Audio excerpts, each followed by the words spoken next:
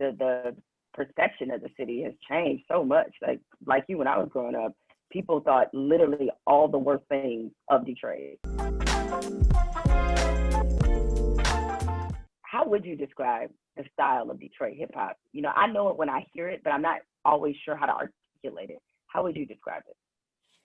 Well, there are so many styles, you know. I just feel like even styles of Detroit music, you know, from Detroit Rock City to Motown to um, think about like Jay Dilla and Slum Village, you know, and then you think of like Eminem and Royce and like then myself. I feel like we all are, you know, it's funny because unique. I feel like, I mean, Detroit is so unique that I feel like the sound of Detroit is just authenticity. It's like you feel the authenticity when you hear it, you know? There's so many varieties. It doesn't sound like one thing.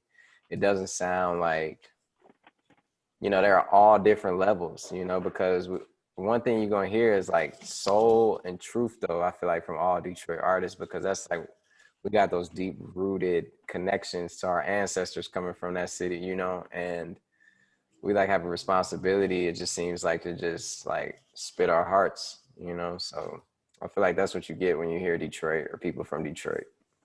Yeah, I think you nailed the word. It's authenticity. It's like you guys are all different sounding. You don't have the same style, but like yet when I hear you, it's like, oh no, that's Detroit, right? Right. So Yeah. it just I didn't have like a way of necessarily articulating what that sounds like. We know what the West Coast sounds like. We know what the South sounds Right. like. Right. Detroit has different things. Yeah, and they all them places are like they all have their thing, you know, East Coast, West Coast, down south, you know, but it's definitely something about Detroit. So that's, you know, one of the things I was talking to my homie about. I was like, man, I can't believe I called something Detroit, and it like and people accepted it. I think that's so cool. You know what I mean? It's like I've really put on and people are open to it, man. That just it feels good when that happens.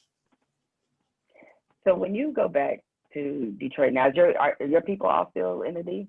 Yeah, like Yeah. I got the crib. I bought my mom there, so we be going back there. So we live there and we live here in a house in LA too. So it's like back and forth.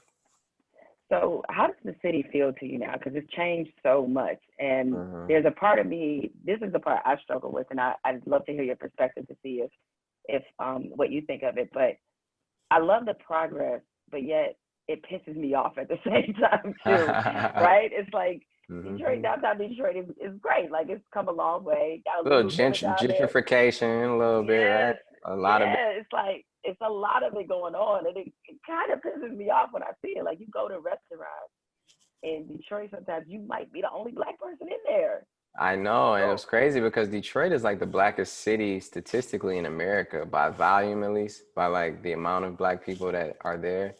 So yeah, I feel you though, and I do feel like the Detroit is going through a renaissance period where it's like the phoenix rising from the ashes and things are starting to become new.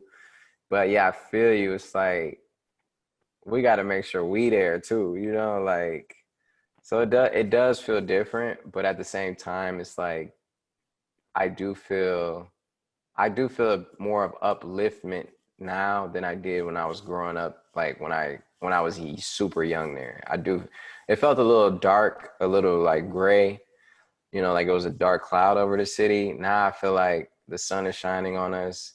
And it's not all the way right, but I feel like it's moving in the right direction. And it's up to us to, you know, like we always do in Detroit, to figure out how to be implemented and communicate and like make sure we are part of everything, you know, and be active, be proactive, because that's the only way. Thinking ahead is the only way that we'll be on top of everything, you know? yeah, no, I feel you. I mean, it's I love that the perception of the city has changed so much. Like you, when I was growing up, people thought literally all the worst things of Detroit. Like Hmm. we were only on TV from a national TV standpoint. The only time we were on TV is when the murder rate came out and when in Devil's Night. That was it. Yeah. And And yeah, when we went bankrupt.